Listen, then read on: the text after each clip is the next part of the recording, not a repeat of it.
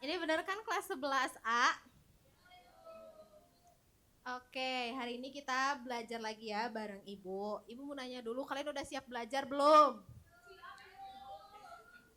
Udah siap belajar tapi mejanya masih belum rapi. Coba dirapiin dulu, kalau ada sampah dipungutin lalu dibuang ya. Kalian harus selalu menjaga kebersihan kelasnya. Oke, sebelum memulai pembelajaran boleh kita berdoa dulu. Siapa KM-nya di sini? Boleh berdoa dulu ya. Baik teman-temanku sekalian, alangkah lebih baiknya sebelum kita belajar, kita berdoa terlebih dahulu. Berdoa dalam hati menurut agama dan percaya masing-masing dimulai. Amin. Udah Ibu. Oke, terima kasih Rita. Nah, sebelum lanjut ke pembelajaran boleh di scan dulu ya, kita presensi dulu.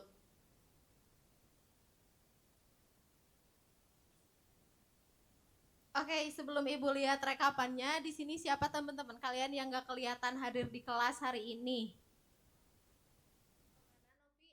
Novi lagi sakit Ibu. Oke, kita doakan ya, semoga Nopi cepat sembuh dan bisa mengikuti pembelajaran.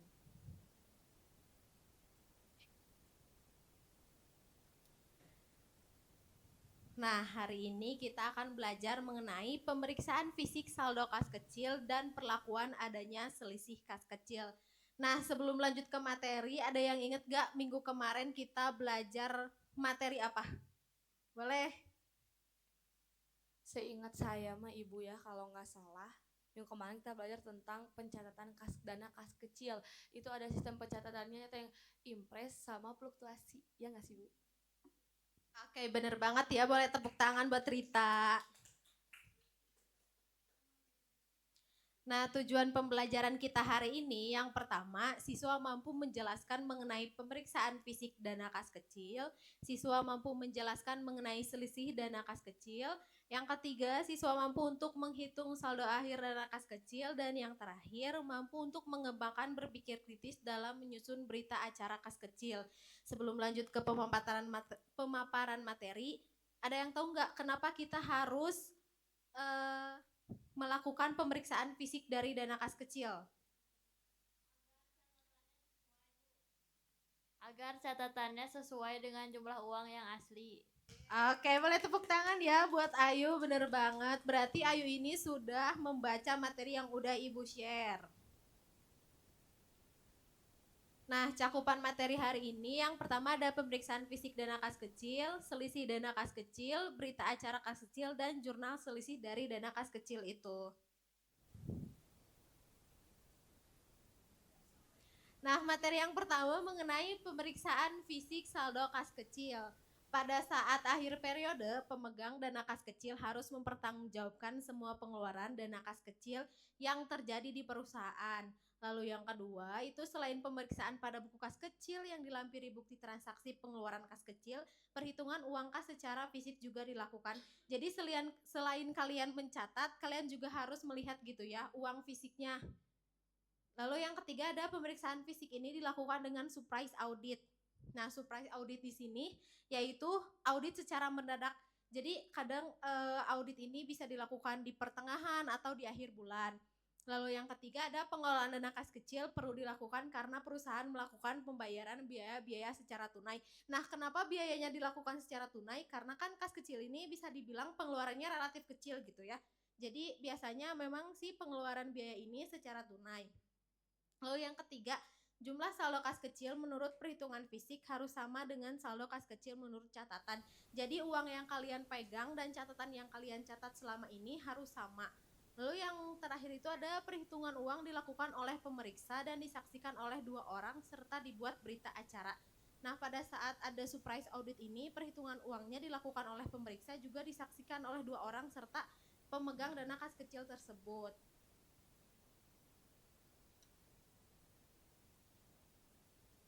Nah, di sini bisa lihat ya cara perhitungan kas kecil menurut catatan. Yang pertama kita harus mengetahui dulu saldo kas kecil awal periodenya ada berapa, lalu ditambah dengan pengisian kembali dana kas kecil dan dikurangi semua jumlah pengeluaran yang terjadi sehingga menghasilkan saldo kas kecil pada akhir periode.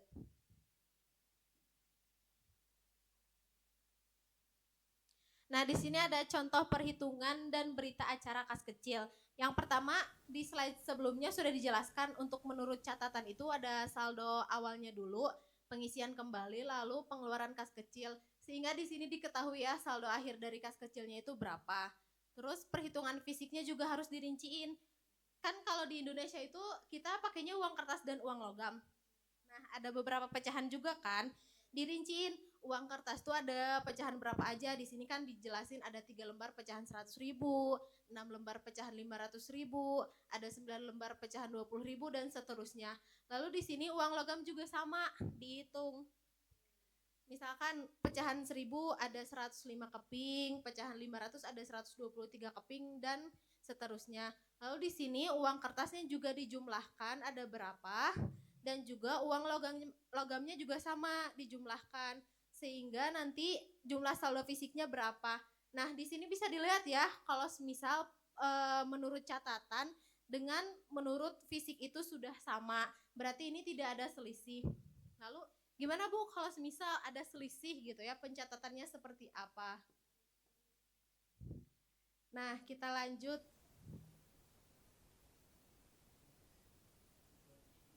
Nah, ini Ibu jelasin sekarang ya. Sekarang masuk ke materi selisih dana kas kecil. Nah, di sini ada 2 jenis dari selisih dana kas kecil. Yang pertama, ada cash overage dan cash shortage. Kalau cash overage itu berarti saldo fisiknya lebih besar daripada catatan. Yang kedua ada cash shortage, kebalikannya berarti selisihnya itu lebih besar di catatan daripada di fisiknya. Nah, seperti yang tadi ditanyain gitu ya sama anak-anak, uangnya ada yang ngegorolong gitu ya.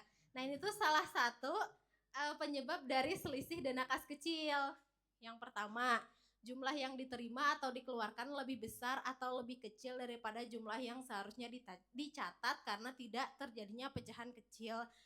Kayak semisal ada yang datang ke pemegang dana kas kecil itu untuk membayar listrik sebesar 27.500, tapi karena tidak ada uang yang pas dikasih 30.000 terus nggak dikasih kembalian. Nah, itu bisa jadi salah satu penyebab kas kecil adanya selisih. Lalu yang kedua, ada kehilangan akibat kekeliruan saat transaksi penukaran, misalkan saat memberikan uang kembali. Nyambung sama contoh yang pertama tadi, misalkan harusnya ada kembalian 2.500 nih, tapi ternyata tidak tercatat. Jadi itu bisa menjadi penyebab selisih. Terus yang ketiga adanya uang palsu. Nah, sebenarnya ini uang palsu tuh banyak kejadian gitu ya. Jadi kalian sebagai pemegang dana kas kecil ini harus secara teliti gitu melihat uangnya apakah asli atau palsu. Terus yang terakhir ada kesalahan pencatatan dalam jurnal. Misalkan harusnya kalian mencatat 27.500, kalian malah mencatat 25.700. Nah, ini bisa menjadi penyebab selisih dari dana kas kecil. Dan yang terakhir hal lain-lain atau bisa dibilang human error gitu ya. Terus pada akhir periode pencatatan selisih kas lebih dianggap sebagai pendapatan. Dan selisih kas kurang dianggap sebagai kerugian atau beban. Nah, di sini ada yang tahu nggak kenapa kalau semisal kas lebihnya dianggap sebagai pendapatan?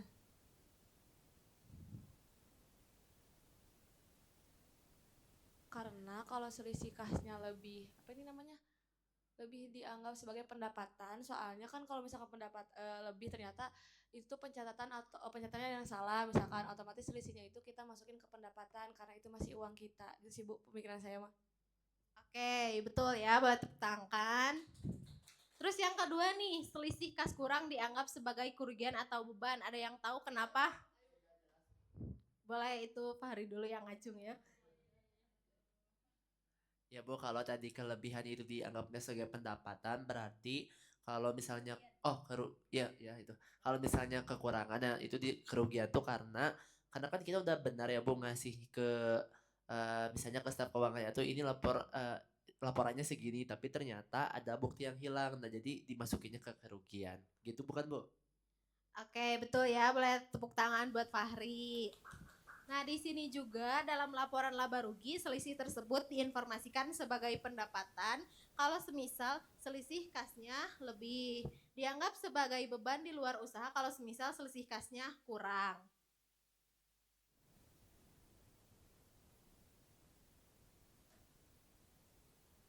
Nah, di sini ada pencatatan jurnalnya ya. Yang pertama, apabila terjadi selisih kas lebih pada dana kas kecil, maka jurnalnya kas kecil di debit dan selisih kas kecil di kredit. Terus yang kedua, jurnal apabila terjadi selisih kas kurang dana kas kecil, selisihnya di debit dan kas kecilnya di kredit. Mungkin kalian bertanya-tanya gitu ya, kenapa selisih kas kecil ini kadang ada di kredit, kadang ada yang di debit kan? Nah, ini tuh nyambung di penjelasan sebelumnya, kalau semisal selisih kasnya ada di kredit berarti dianggap sebagai pendapatan. Kalau semisal selisih kas kecilnya di debit dianggap sebagai beban. Nah, kalian juga udah belajar ya mengenai mekanisme akun debit kredit. Kalau pendapatan bertambah di, kalau beban bertambah di. Oke, sampai sini ada yang masih bingung nggak kenapa kas kecilnya ada di debit, ada di kredit? Oke, kita lanjut ya berarti.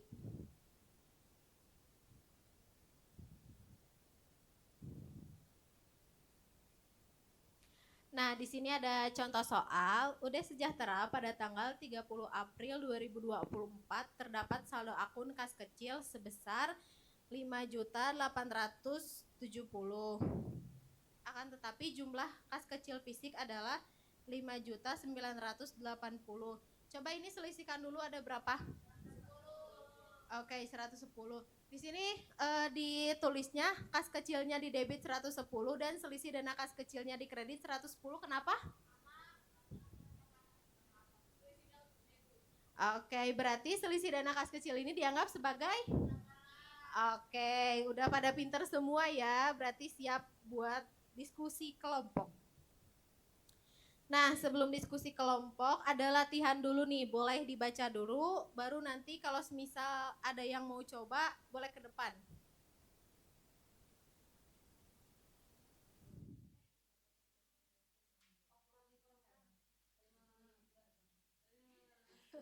Ayo, boleh, ayo. Wah, semangat sekali ya, ayo.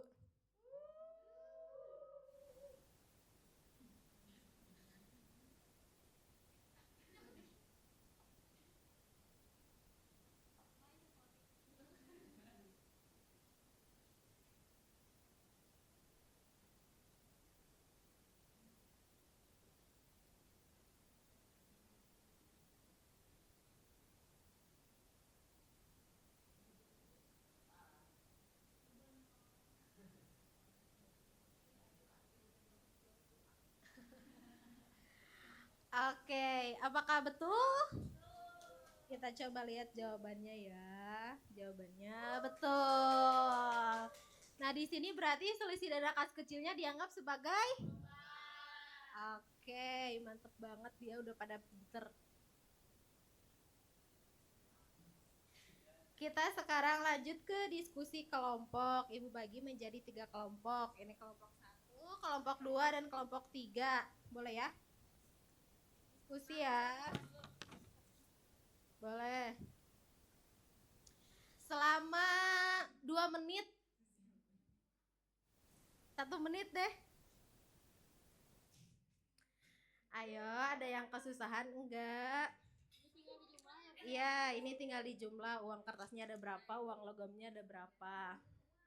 Ada yang kesusahan enggak? Ini Bu susah banget, saya teh nulis berita acara tapi kita mau ngitung dulu. Oke. Ngitungnya yang tepat ya. Boleh diskusi. Iya Ibu, ini saya tuh lagi disuruh buat ngerjain dulu nomor 1. Oh, oke. Waktunya 40 detik lagi ya. Ada yang susah enggak kelompok 3? Bentar Bu, ini lagi dihitung. Oke.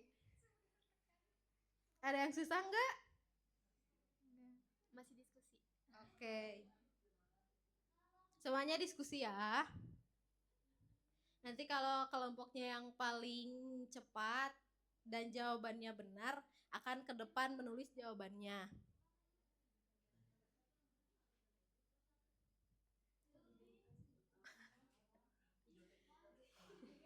Ayo diskusinya dilanjut ya. Nah, ini tuh kan ada saldo kas kecilnya segini. Terus ini dijumlah sama ini ada selisih enggak? Nanti ini dikurangi ini baru selisihnya berapa lalu di jurnal. Seperti itu ya, Nak? Ya, kenapa? Ini udah dijumlah ininya sama ini. Ya, ininya jangan lupa saldo menurut catatannya ada keterangannya di situ. Oke. Ibu tunggu sampai di detik 30 ya. Ini kan ini ditambah ini. Ya, dikurangi ini. Hasilnya berapa? Oke ya, waktunya udah habis. Udah habis waktunya. Boleh dilihat di sini kelompok 2 nih yang paling lengkap. Boleh ke depan.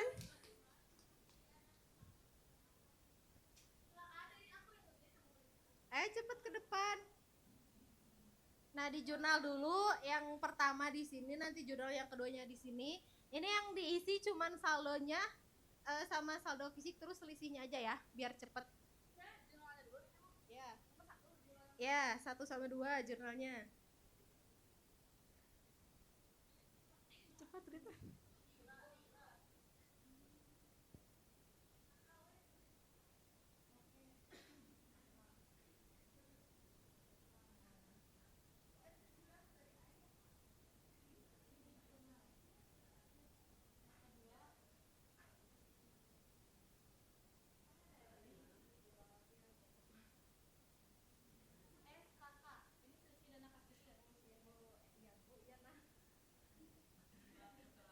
Langsung aja di saldo catatan seperti itu.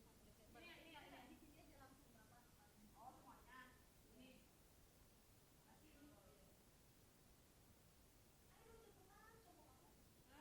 Fisiknya aja langsung di sini. Iya. Iya, di situ. Selisihnya berapa? Oke, boleh tepuk tangan dulu ya buat kelompok 2. Kita coba lihat jawabannya. Nah, jawabannya bener ya. Di sini selisihnya di debit dan di kredit. Yang di sini kredit sama di kredit. Terus ininya bener. Saldonya 1.250.000. Yang fisiknya 1.750.000 dan selisihnya 500.000. Nah, dari hasil diskusi kalian dapat disimpulkan ya, meskipun beda kasusnya, tapi tetap selisih dana kas kecil ini ada yang di debit, ada yang di kredit. Karena tadi ada yang dianggap sebagai pendapatan dan ada yang dianggap sebagai. Oke. Kita lanjut ke kuis.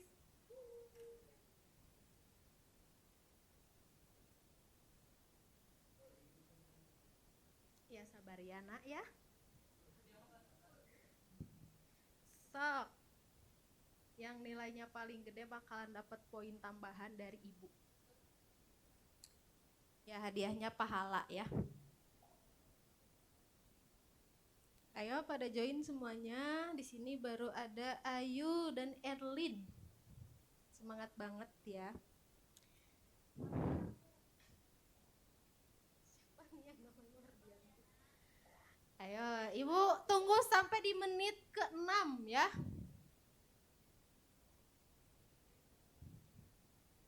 Ini siapa Cak Enwu? Nah, kalau bisa tuh ini ya namanya harus sesuai. Ibu mulai aja ya. Ayo. Tadi yang menyimak penjelasan dari ibu pasti mendapat nilai 100. Kalau yang gak nyimak berarti itu tidur. Tadi kamu tidur enggak? Enggak, Ibu.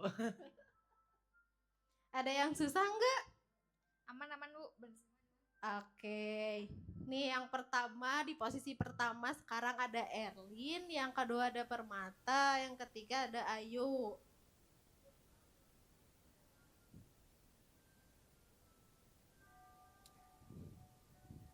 Ayo ya, kalau yang nyimak tadi berarti bisa mengerjakan. Kalau yang gak nyimak berarti kurang. Kamu ya? Ayo Ibu tunggu 9 detik lagi.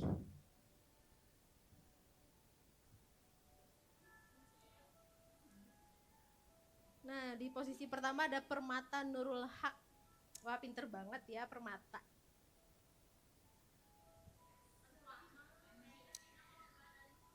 Oke, kita end dulu ya.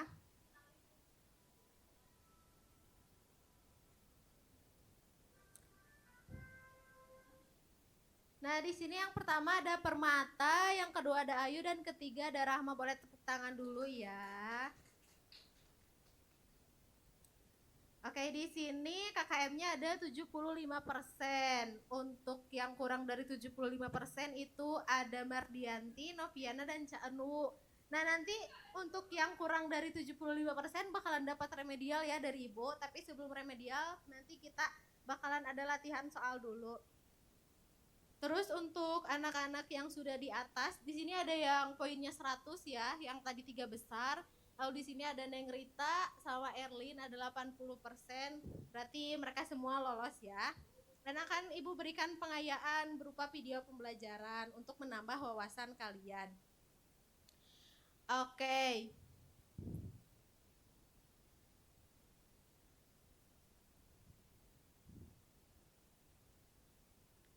Di sini siapa yang bisa menyimpulkan pembelajaran hari ini? Boleh Fahri. Semangat banget ya Fahri.